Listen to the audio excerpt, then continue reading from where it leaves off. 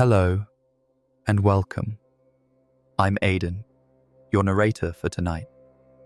Let's take this time together to step away from the rush of the day and ease into a world of dreams and wonder. Tonight, I'll tell you a story titled The Lantern Behind the Curtain. A gentle, immersive tale about love that endures through time, about memory rediscovered, and the soft light we all carry within us. Set in a quiet lakeside town where an old theatre hides a forgotten past, this story follows Elira, a woman seeking peace, who finds more than rest. She finds herself. But before we begin, we'd love to hear from you. Where are you listening from? And what time is it as you settle in to hear this story? We'd also love to know what kinds of stories you'd enjoy next. Your thoughts and suggestions inspire us, so please share them in the comments below. If you'd like even more from us, you can check out our Patreon, where you'll gain early access to all our stories, as well as a curated Spotify playlist to help you rest. And if these bedtime stories have been a gentle pause in your nights, subscribing is the simplest way to support us.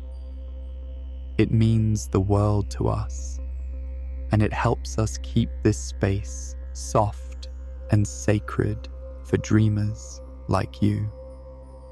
Now, let your shoulders drop and your breath soften. Let go of whatever the day has left behind. There's nothing you need to do right now. Just listen.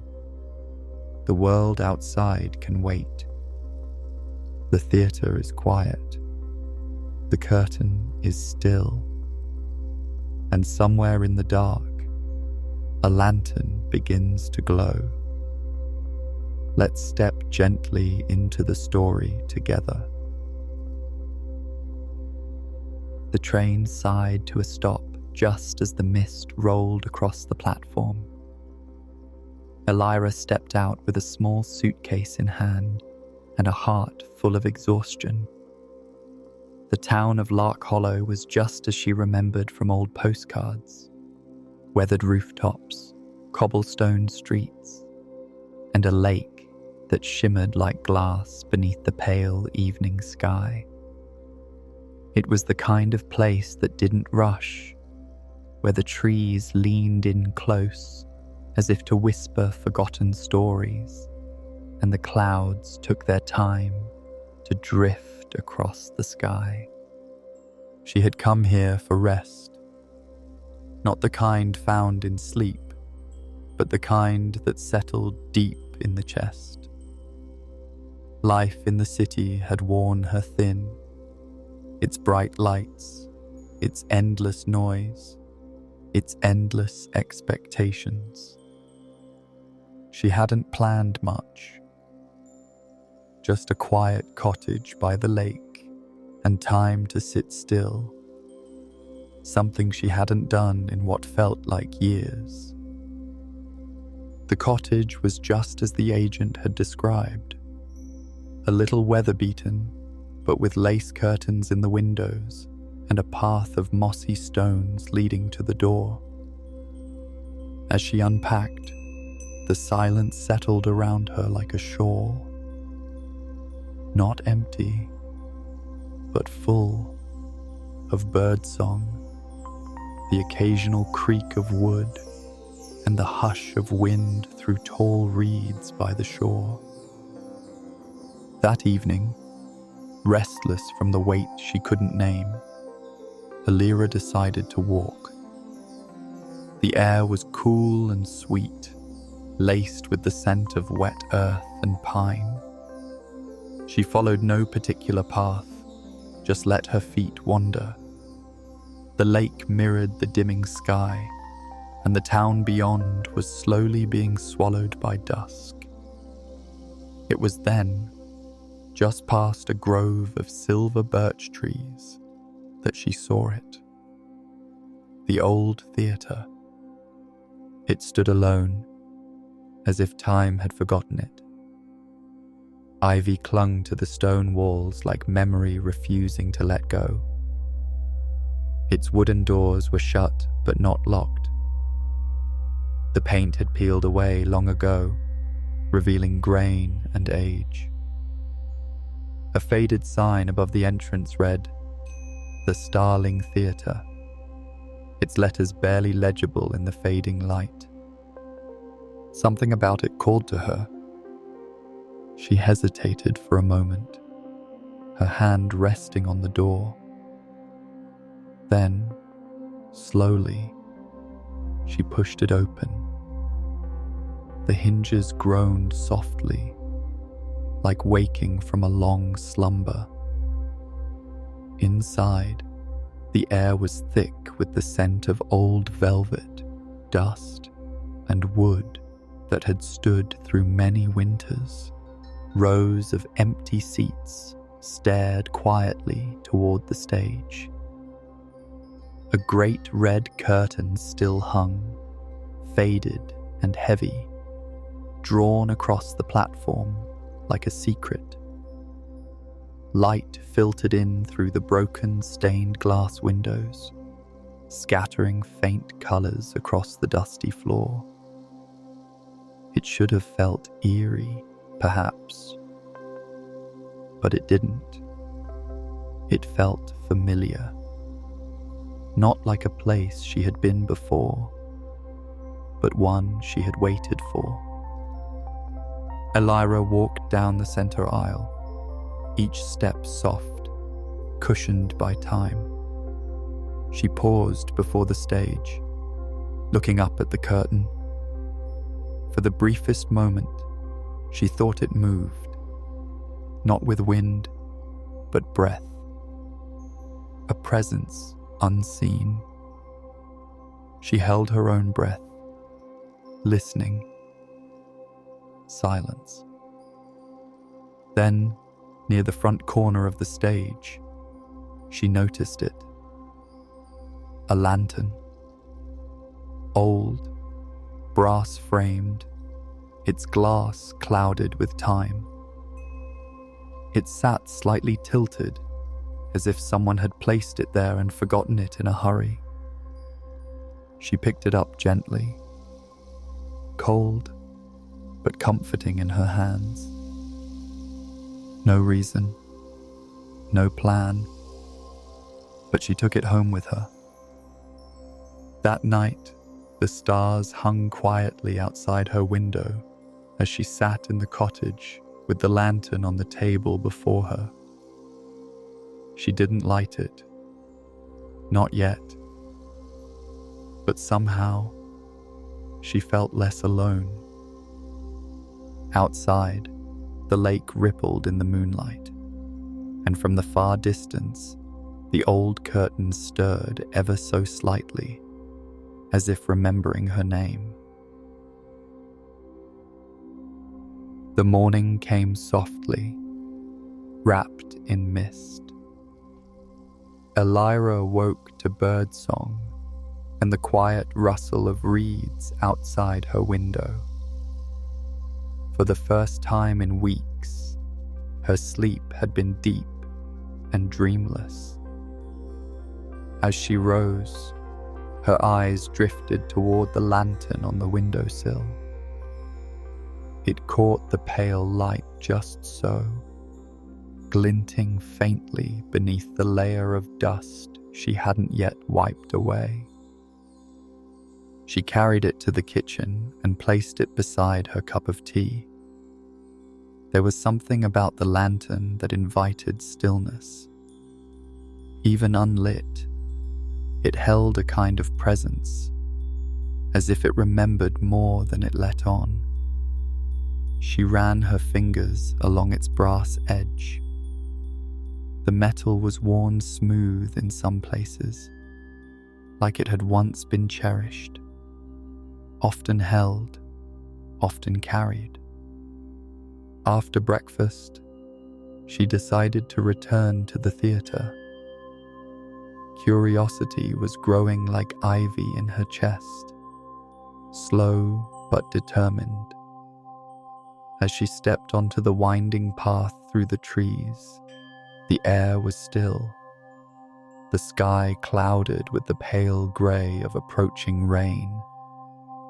Everything smelled of pine, moss, and thyme.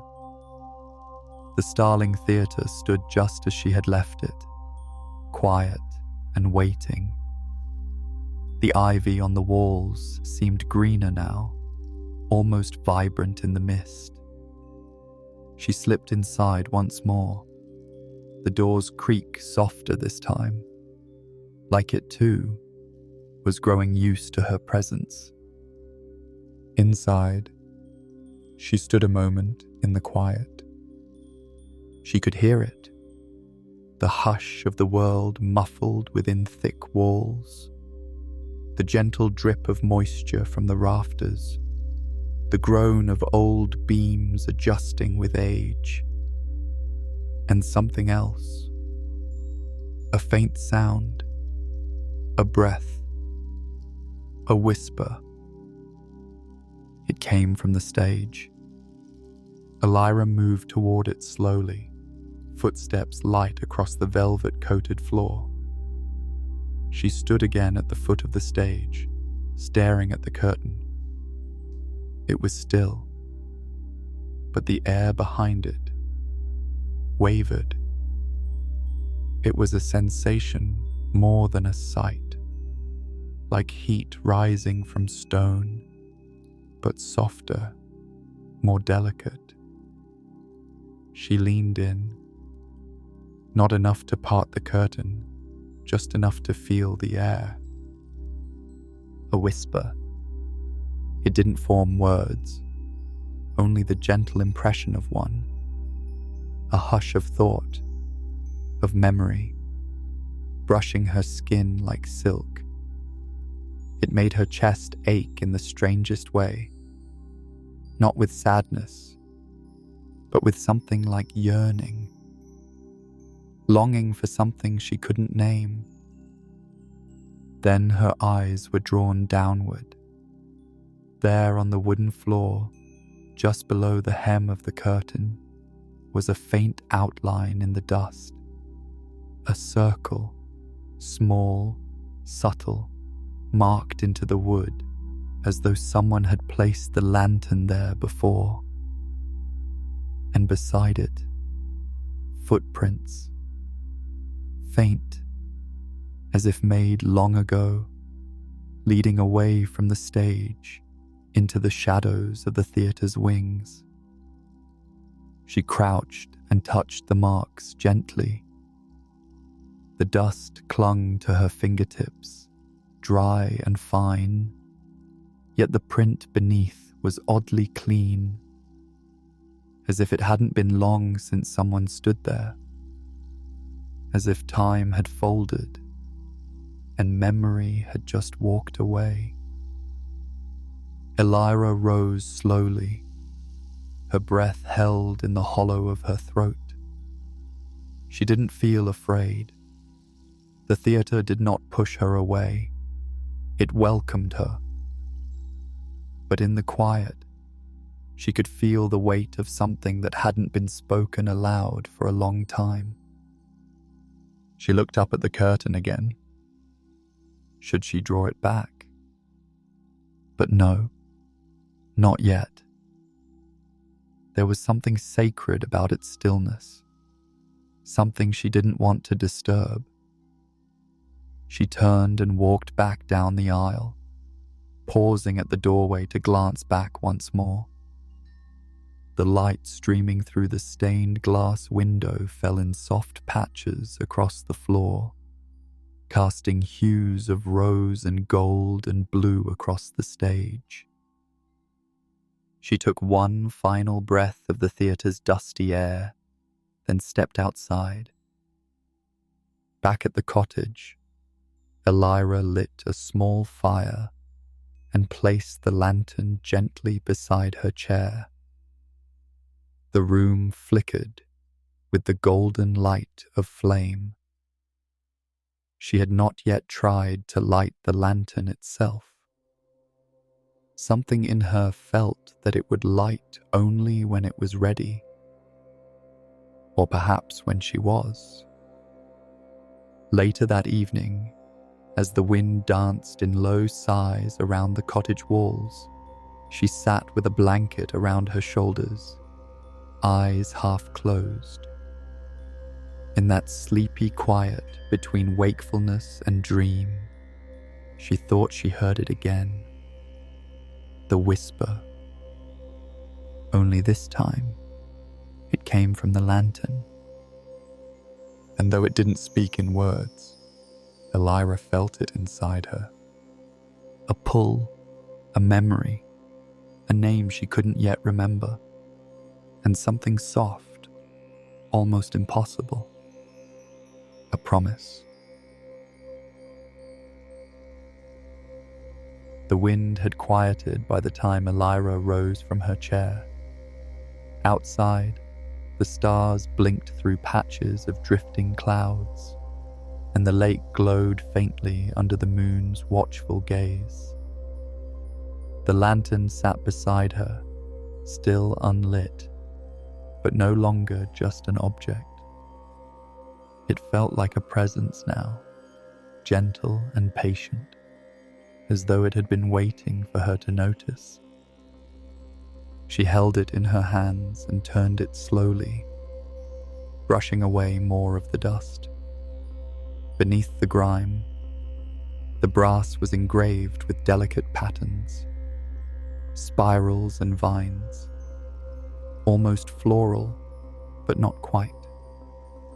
And at the very bottom, hidden beneath a hinge, was a tiny symbol, a half sun with a single drop falling from it. It stirred something in her again, some strange ripple of recognition.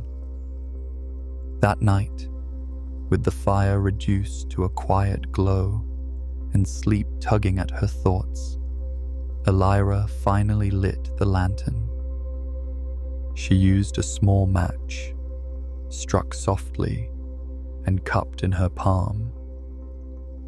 As the flame met the wick, the lantern flickered to life. Not suddenly, but gently, as if waking from a long slumber. The light it gave off wasn't harsh or yellow, like an ordinary lamp. It was soft, almost silver, with a warmth that went beyond temperature. It felt alive. She set it down on the low table before her and curled beneath her blanket again, watching the light shift against the walls. That's when she saw it. The shadows moved, not sharply, not with fear, but with grace. On the pale walls of the cottage, the flickering lantern cast shapes she hadn't expected. Not just the outline of furniture, or books, or her own figure, but something more. A figure twirled in the soft light, like the silhouette of a dancer. Cloaked in fabric that shimmered and flowed, the figure moved with elegance, arms raised, feet light. Then another appeared, taller, slower in motion, but with a grace that complemented the first. They did not speak, but moved together like music made flesh. Elira's heart slowed, entranced. She wasn't afraid. Instead, a quiet wonder filled her chest, like the first snow of winter or the hush of a forgotten lullaby. The two shadows moved around each other, one like the wind, the other like the tide, and between them, a soft curtain hung, drifting between dimensions of memory and dream.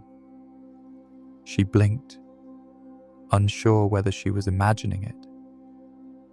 But when she looked again, the shadows remained, fainter now, like mist dissolving in early morning. Then they vanished altogether, leaving only the silver glow of the lantern and the quiet ticking of the old wall clock. When she finally drifted to sleep, she dreamed. She was standing backstage in a grand theater. She could feel the velvet beneath her fingertips and smell the old wood and powder of centuries gone by. A curtain rose in slow motion, and behind it, on the stage, stood the masked dancer from the shadow. The mask was white porcelain, with delicate gold accents around the eyes. Elira took a step forward, her heart pulled as though by a string. But before she could reach the stage, the lantern appeared at her feet. Its light flared, and she woke. The room was still. The fire had died out. The lantern's flame had gone cold. Yet Elira didn't feel startled or shaken. Instead, she sat up slowly, brushing her hair from her face, and looked at the lantern with something new in her eyes. The light was more than light.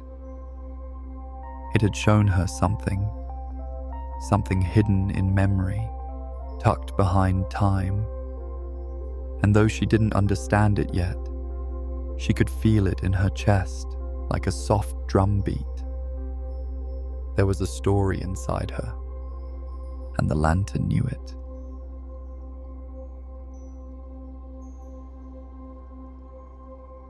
The morning mist clung to the lake like a dream refusing to let go.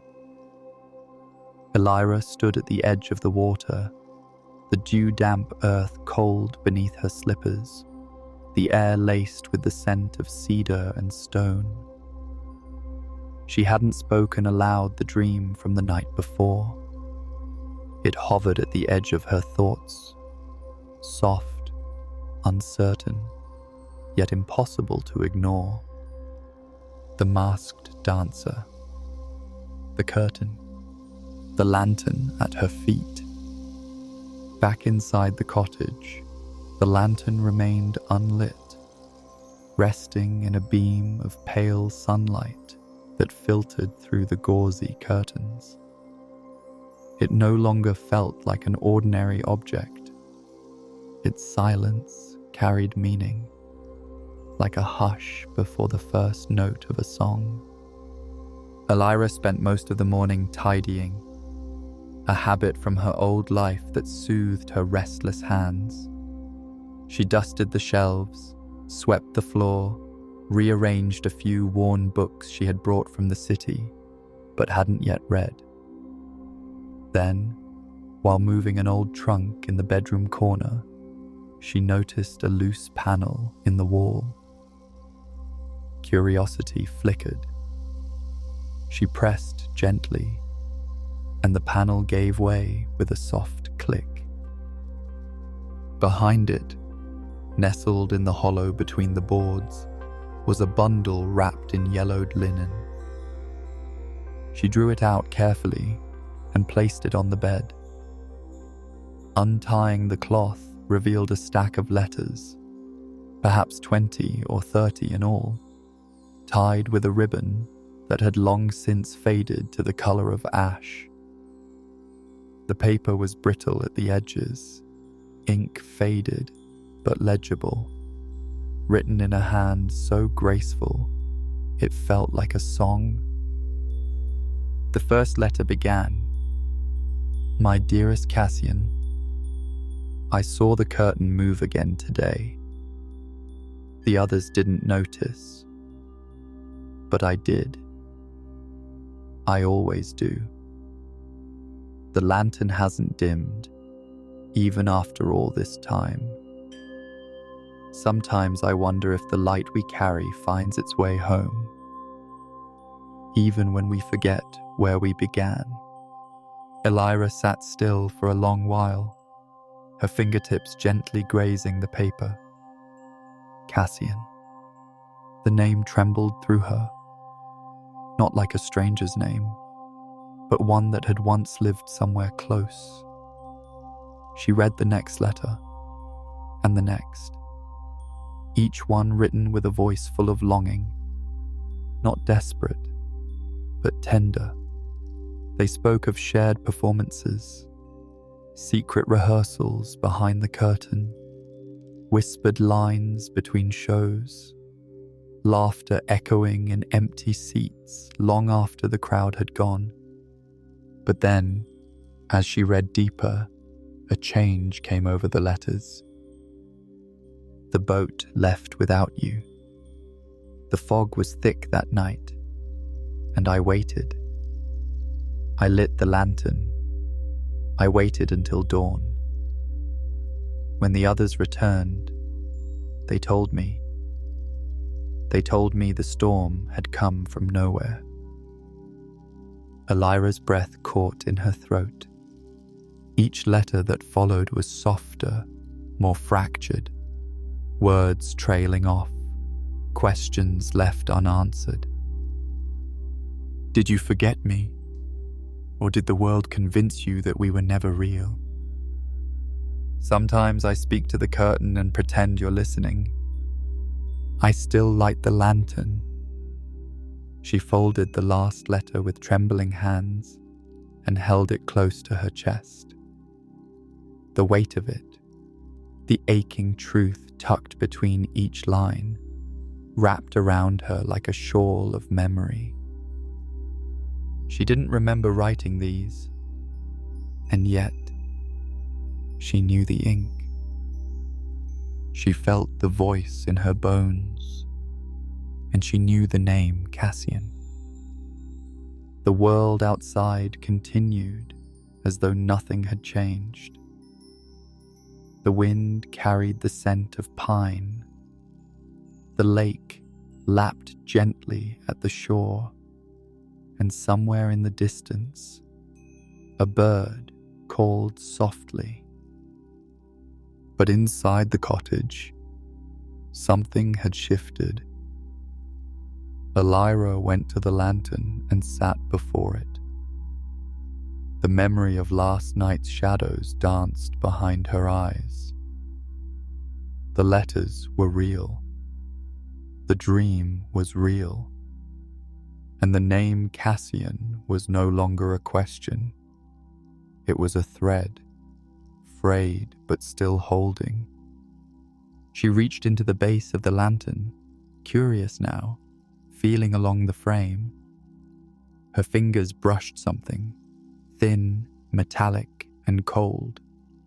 A key, small, ornate, tucked neatly in a hidden groove beneath the oil chamber. She held it in her palm, the metal warm from her touch. She didn't know what it opened, but in her heart, she felt it clearly.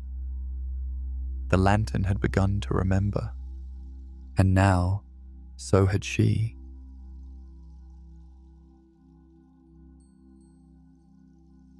The sun broke through the clouds that afternoon, casting golden light across the lake like melted glass.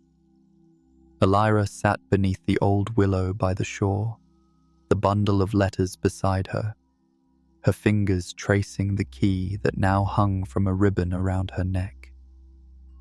The warmth of the sunlight couldn't quite ease the strange chill that had taken root in her chest. The name Cassian echoed inside her like a bell struck softly in a cathedral. Reverent, persistent, and deeply familiar. The key, the lantern, the letters. They weren't just remnants. They were a part of her. And someone else remembered too. That evening, while she was walking through the village to clear her thoughts, she noticed someone new. A man, standing near the small cafe by the square, was speaking gently with the elderly shopkeeper. He wore a dark, weathered coat and carried a leather satchel, his hair a little tousled by the breeze. When he turned, she caught a glimpse of his face, and something in her breath paused.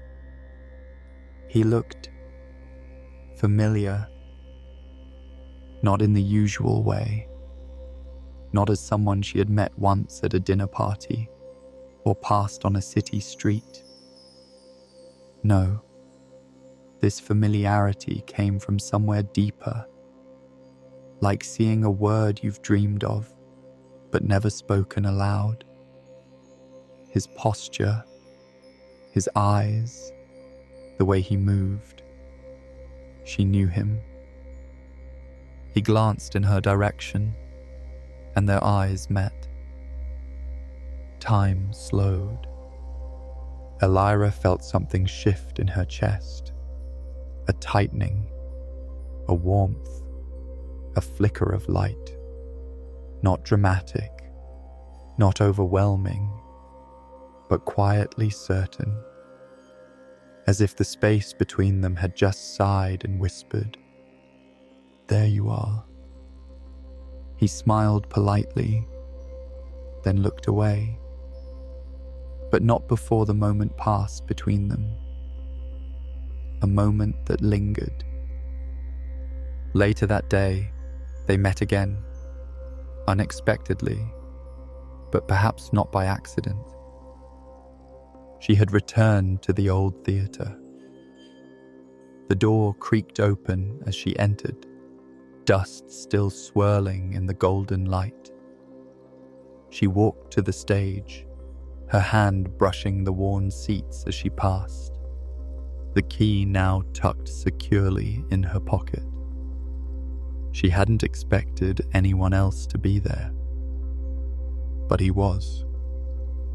He stood near the wings, notebook in hand, scribbling quietly, while the light filtered through a high, broken window. He didn't hear her at first, until she cleared her throat gently. "Oh," he said, looking up with a soft start. "I didn't think anyone came here anymore." "I might have said the same about you," Elira replied. He offered a tentative smile. Cassian Lawn. The name fell into the air like a forgotten lyric. Her breath caught, though she tried not to show it. Elira. Something unreadable passed through his expression, but it was gone in a blink. "I'm a historian. Well, mostly. I research abandoned spaces, especially theaters, places with memory." Elira stepped closer, her voice quiet. "Memory is everywhere in here." He nodded, his gaze drifting to the heavy curtain. "Yes, this one feels different." They walked slowly through the space, the dust curling around them like smoke. They spoke in soft tones, as though afraid to wake something slumbering in the floorboards. Cassian asked if she was visiting, and she told him about the cottage, the lake, and how the village had seemed to call her here. He didn't question it.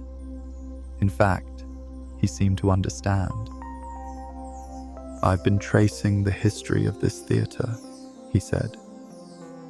"There's almost nothing left of its records, only whispers, mentions of a traveling troupe, a fire, perhaps, a disappearance, and a lantern." Elira stopped walking. She turned to face him. A lantern? Yes, Cassian said slowly, his eyes scanning hers. It's mentioned in a letter I found tucked in an old playbill. The note was unsigned, but it said something about the light never going out, about someone who waited behind the curtain. She felt her pulse in her throat. In that moment, something in both of them cracked, quietly, like the melting of lake ice at winter's end. Not enough to break, but enough to shift. Cassian stepped closer, gently now. You look like someone I knew, once, or maybe dreamed of. Elira didn't answer. Instead, she reached into her coat and pulled out the key on its ribbon, holding it up in the fading light. Cassian stared at it. His eyes softened, like mist over memory. I've seen that before, he whispered. She smiled, barely. So have I. They didn't speak again for a long while. They simply stood in the quiet theater as the shadows lengthened and the golden light of evening spilled across the curtain. The air between them was full of old stories, and the lantern, tucked safely back in her cottage, began to glow again on its own. The wind had changed. Elira could feel it, soft but certain, like a breath held too long now exhaling across the lake. That night, as the sky melted into shades of twilight and the lantern cast its silver glow in gentle circles across her cottage walls, she knew it was time. She had waited long enough. So had the theatre. Cassian met her at the gates just after dusk. He didn't ask questions. There was no need. They both understood. Something had been calling them here.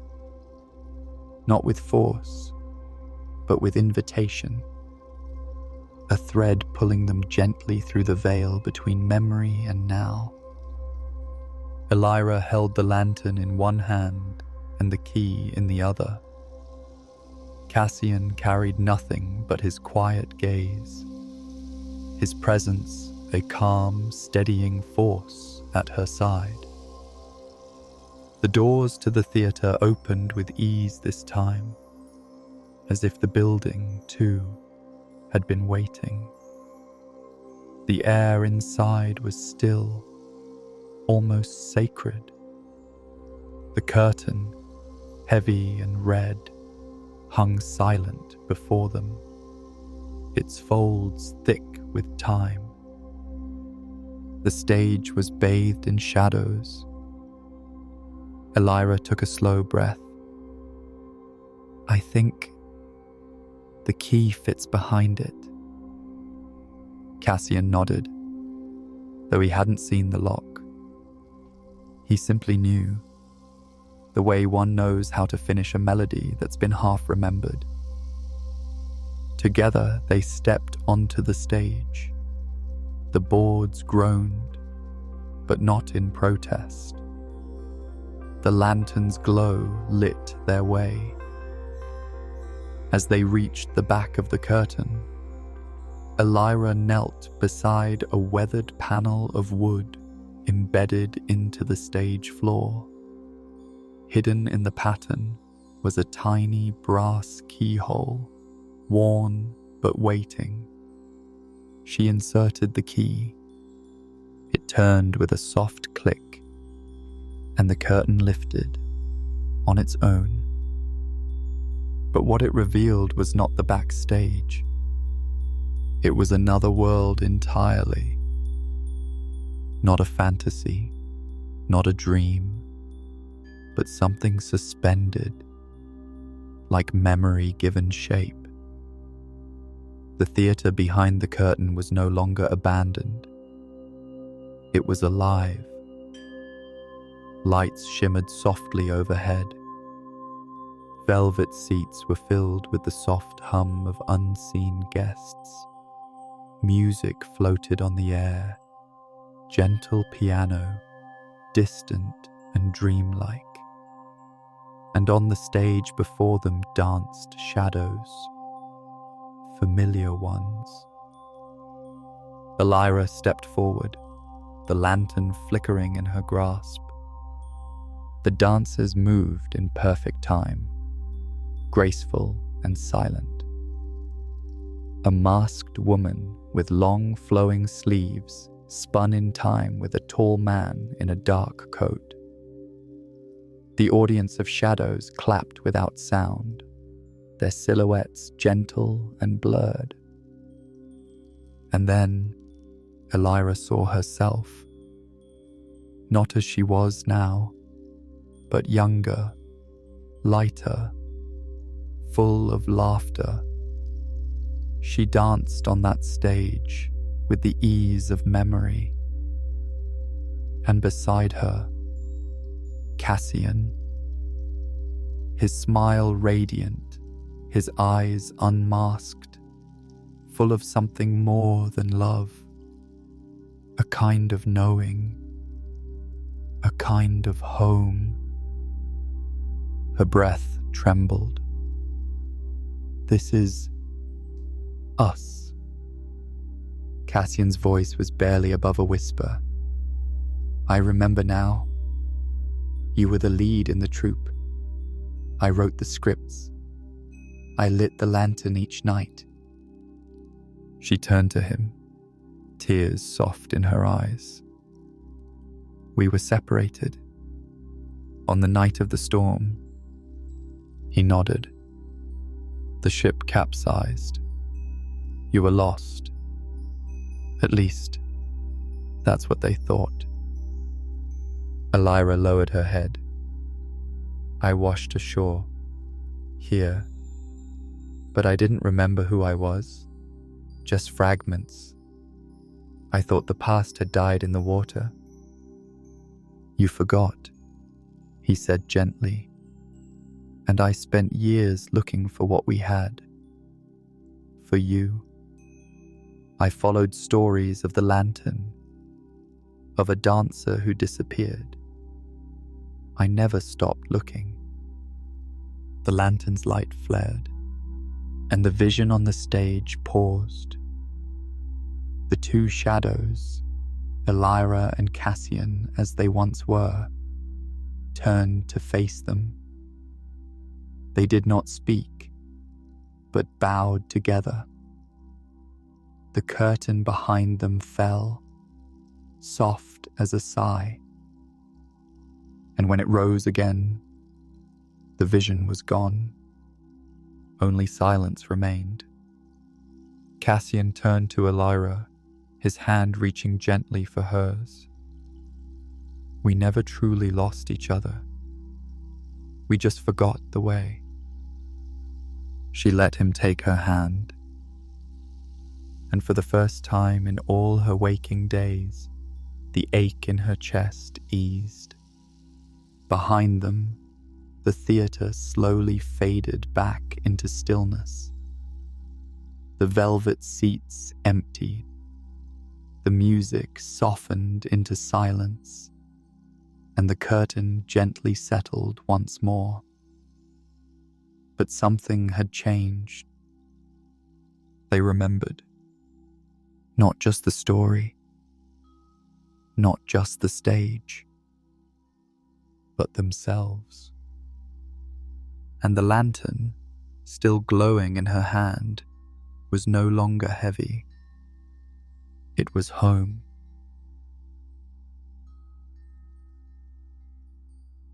The moon hung high over Lark Hollow, casting its pale light across the sleeping lake. Silver ripples curled gently toward the shore, and the reeds swayed like dancers bowing in the dark. Inside the cottage, everything was still, except for the two souls who sat together by the fire, their eyes reflecting both warmth and wonder. Elira cradled the lantern in her lap.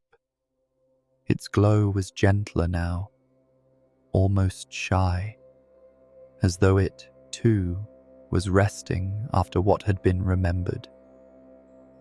Cassian sat beside her, his hand loosely woven with hers, and for a while they didn't speak. Words felt too heavy for something as delicate as this.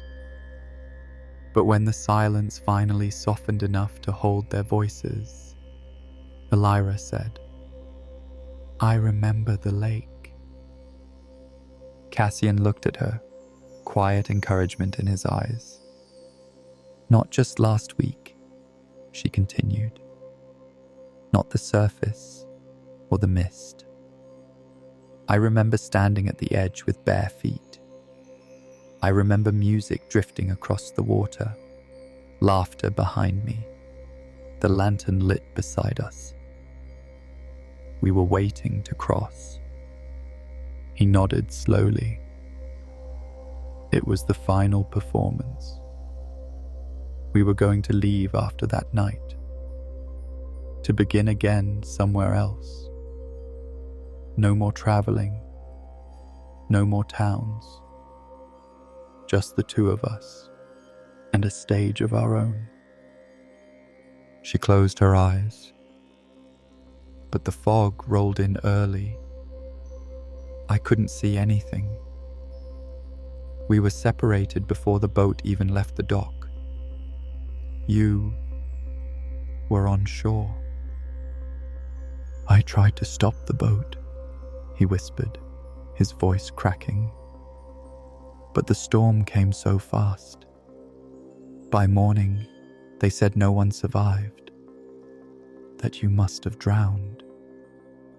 "I did, in a way," Elira murmured. "I woke on this shore with no name, no voice. There was water in my lungs, and something missing in my chest. A kind man from the village found me and brought me here. He said I was lucky." "You were more than lucky," Cassian said gently. "You were still carrying the lantern's light. Even without remembering, you kept it close. Somehow, I think it brought us both here." Elira looked down at the lantern. The flame inside flickered softly, pulsing like a heartbeat. "There were nights," she said slowly, "when I'd light candles and feel something, watching. Not in fear, in kindness, in recognition. I think I've been waiting all this time without even knowing it." Cassian reached into his coat and pulled out something folded and worn. He handed it to her, a page from an old playbill, torn at the edge. On the back, scrawled in his handwriting, was a simple message. "She is the light behind the curtain. I will find her again." Elira held the note in shaking hands. Tears brimmed, not from sorrow, but from the slow unraveling of something long knotted inside her. "You never stopped looking." "No," he said, his voice like the breeze through tall grass. "Because I knew. Somewhere, you were still dancing, and somewhere, I was still listening." They sat like that until the fire dimmed to embers and the moon drifted westward across the sky. Later, Elira stood at the window. watching the reflection of stars across the water. The lantern sat on the windowsill, glowing steadily beside her. In its light, she no longer felt the ache of something missing, only the presence of something returned. She turned to Cassian, her voice as soft as sleep. "The theatre gave us a glimpse, but I don't think it was just memory." He nodded. It was a threshold, a place where the past waited for us to return, not to stay, but to remember, so we can move forward. She smiled, truly smiled, for the first time in a long while. "We'll go back," she said, "but not just to visit." Cassian took her hand once more, his eyes bright with quiet joy. "We'll restore it, not for shows, not for applause, for those who are still searching for what they've forgotten. For the ones who carry a light," Elira whispered, "but don't yet know what it means." Outside, the lake listened, the stars leaned closer, and the night held its breath in peace. And in the heart of the cottage, the memory beneath the moonlight glowed, alive, gentle, and whole.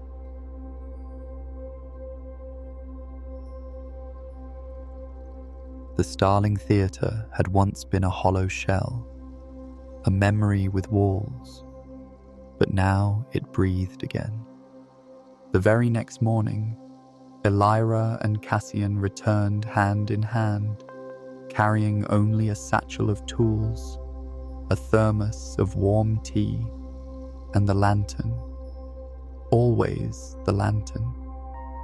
The wind had stilled as if in reverence, and the early light cast long golden fingers across the cobblestone path leading up to the doors. They opened without a sound. Inside, the air felt different now. Not newer, but deeper. It no longer carried the scent of abandonment, but something sweeter.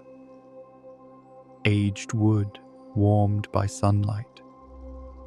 Forgotten laughter curled in the corners, and the faint, elusive trace of lavender and smoke, like perfume worn by someone long gone, but never lost. Elira stepped onto the stage and turned slowly, taking it in. "Do you feel it?" she whispered. Cassian stood beside her, gazing out into the rows of empty seats. "Yes," he said softly. "It's listening." That day, they began their work. Not with grand gestures or sweeping restorations. No heavy machinery, no grand announcements, just careful dusting of the velvet chairs, gentle washing of the curtains, and hours spent brushing the old wooden stage. Every nail that creaked was spoken to like an old friend. Every window opened with kindness. As they worked, the air would sometimes stir with echoes. Not ghosts, no, just gentle glimpses. Elira would see a flicker of movement at the edge of her vision, a gloved hand reaching for a mask, a dancer stretching in the wings, the swish of a costume brushing past. Cassian once heard the faint strum of a lute where there was none, and once a child's giggle echoing from the high balconies. The lantern, placed at the edge of the stage, glowed more steadily now. It needed no oil. Its flame responded to presence, to love, to memory. When Elira would hum the old melodies she remembered in dreams, the flame would flicker in rhythm. When Cassian read aloud from one of the troupe's old scripts, half decayed, barely legible, the lantern would flare with a quiet joy, like an old friend applauding in the dark. On the third evening, Elira found a chest hidden beneath the stage. Inside were remnants of their past lives, silk ribbons faded with age, a notebook filled with sketches of stage scenes, each labelled in Cassian's neat hand, a pair of dance shoes wrapped in muslin, and at the very bottom, a mask. The mask, white porcelain, gold accents, the same as the dancer's mask she'd seen in her dream. She held it in her lap for a long time, fingers tracing the curve of the cheek, the softness of its age-worn edges. It was heavier than she expected, not in weight, but in presence. And when she finally stood and raised it to her face, something within her clicked back into place. It was not just a prop. It was once hers. Cassian stepped onto the stage, watching her. "You remember?" he said. She nodded. "I remember everything." Without speaking, he walked to the far side and lifted an old violin from its case. Its strings were dusty, the bow weathered, but somehow it still sang. He drew it across the strings gently, a melody drifting through the empty hall, soft, familiar, and aching. Elira began to dance. She didn't try. She simply moved. The way the floor welcomed her feet, the way the space curved around her body. It was like stepping into water she had once called home. Her arms flowed like wind through fabric, her feet tracing steps, not practiced, but remembered. The past moved through her, not as weight, but as grace. Cassian watched her in silence, the bow stilling. She turned, mask in hand now, breathing softly. And then came the hush.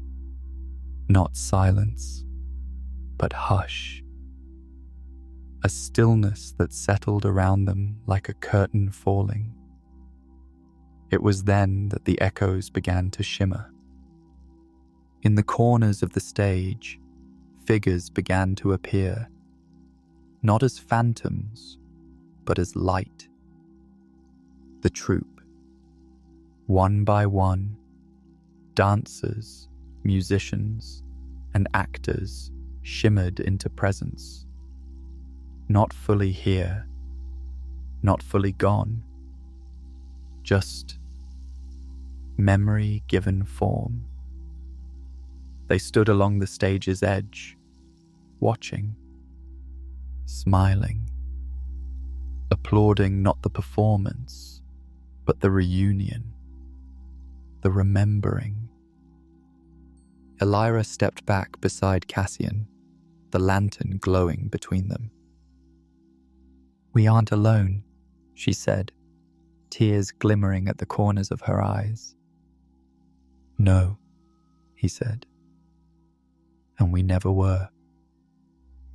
The theatre was full now, not with noise, but with presence, with the hum of lives once lived, of stories once told, of love once held and found again. Not every memory needed to be spoken.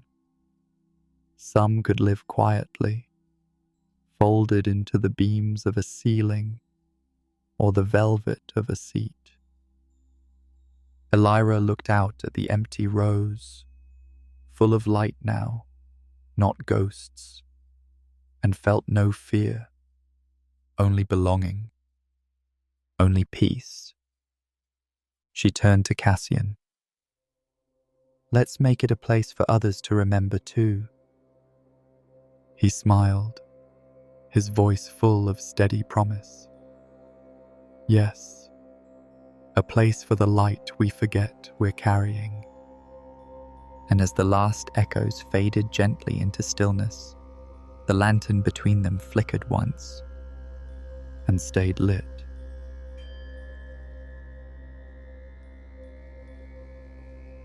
Spring came gently to Lark Hollow. The trees unfurled their pale green leaves like sleepy dancers waking from winter's hold, and the lake softened from a mirror of ice into one of glass. Morning fog still drifted across its surface, but now it carried a warmth, as if the water remembered being touched by light. The townspeople began to notice small changes near the edge of the forest trail where the theatre sat. Nothing grand or loud, only quiet signs of return.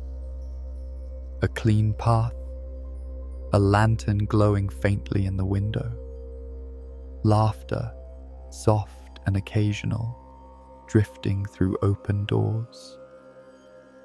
At first, they assumed someone new had taken up residence, but as days turned into weeks, a deeper awareness spread through the village. The theatre was alive again. It wasn't just the dust that had been swept away. It was the feeling, the spirit of the place. Even those who had once forgotten its name now paused by the path and felt something stir. A memory, a song, the soft ache of something once beautiful. Cassian and Elira never announced their presence. They didn't need to. Their work spoke for itself. Every afternoon, they opened the tall red doors and welcomed the sunlight inside. Sometimes they painted old beams or polished rails. Other times, they simply sat in the front row and talked, as if the theatre were an old friend eager to listen. But there were moments of quiet magic too. Children from the village began leaving small notes at the gate. Drawings, questions, little poems about dreams. Elira hung them along the inner hallway, each one a thread in the tapestry of rebirth. An elderly woman brought lavender bundles and placed them on the windowsills, saying nothing, only nodding as she pressed them into Elira's hands. A widower who had not sung in years hummed softly as he passed by, unaware that anyone heard him. One evening, under the blush of dusk, Elira stood by the lake's edge with the lantern in her hands. She watched its light reflect in the rippling water, its soft glow painting the surface like a golden ribbon. Cassian came up beside her, a folded sheet of parchment in his hand. "What's that?" she asked. "A letter," he said. "Or maybe a beginning." He handed it to her. The theatre is not just a building. It is a memory made of wood and velvet. A place where we remember who we were before the world asked us to forget. Come sit. Come listen. You may find yourself in the silence between the lines. Elira read it twice, her heart blooming with quiet joy. You want to share this? He nodded. Not with everyone, just with those who need it. They decided to open the doors on the first night of the full moon. No announcements, no advertisements, just an open space and a lantern in the window. And they came, not in droves, but in small, quiet numbers. An old teacher with a scarf wrapped around her shoulders, a boy with ink-stained fingers and a notebook clutched to his chest, a woman who had once danced but now walked with a cane. They came and sat. No one asked questions. No one performed. Elira stood on the stage and spoke gently. She told them of light, of memory, of the way a curtain, once closed, can be drawn back, not to erase the past, but to understand it. Cassian read a passage from a forgotten script. No one clapped, but there were tears, smiles, deep, uncluttered silence, a warmth that glowed from the floorboards to the rafters. When the evening ended, the guests left slowly, quietly, carrying something unseen in their hands and hearts. Later that night, as Cassian extinguished the hallway candles and Elira folded the chairs, she paused by the door. The lantern still glowed in the window. Its reflection shimmered across the lake. I used to think we were just remembering what we lost, she said softly. Cassian came to stand beside her. And now? She turned to him with a gentle smile. Now I think we're helping others find what they've carried all along. Outside, the lake rippled with moonlight. Fireflies danced along the reeds. The old theatre sat peacefully beneath the stars, its walls no longer echoing with silence, but holding light. And in the heart of it all, behind the curtain, the lantern burned steady and kind.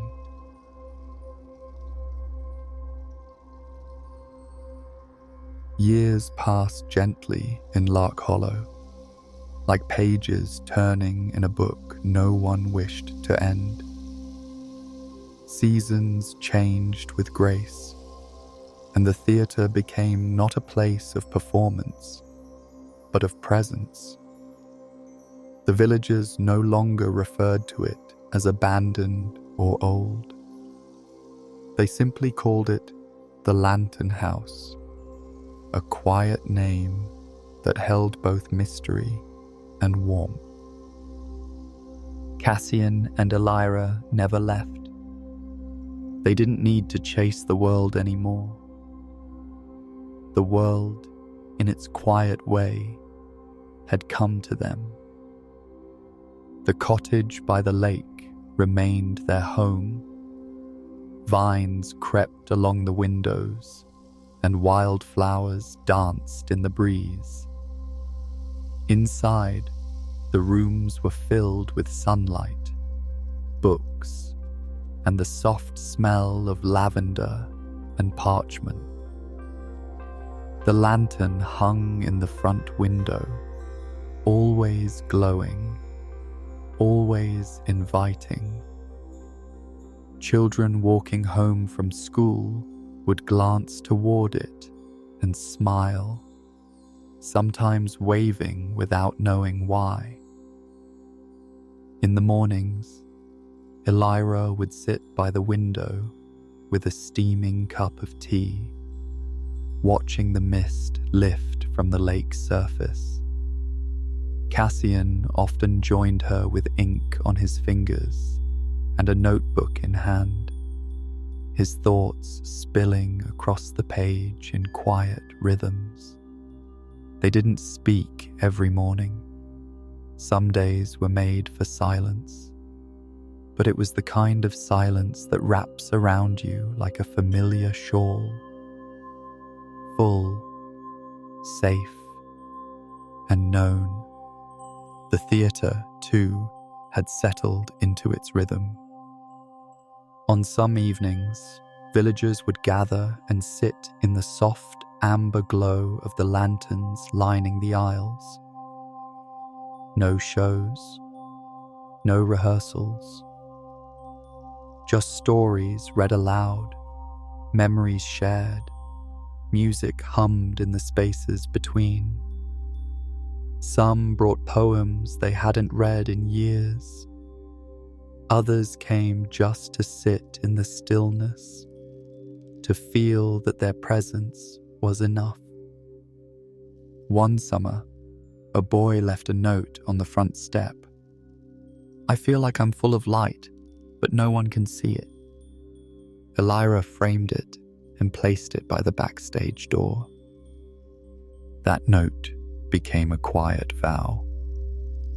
The lantern house would be the place where light was always seen.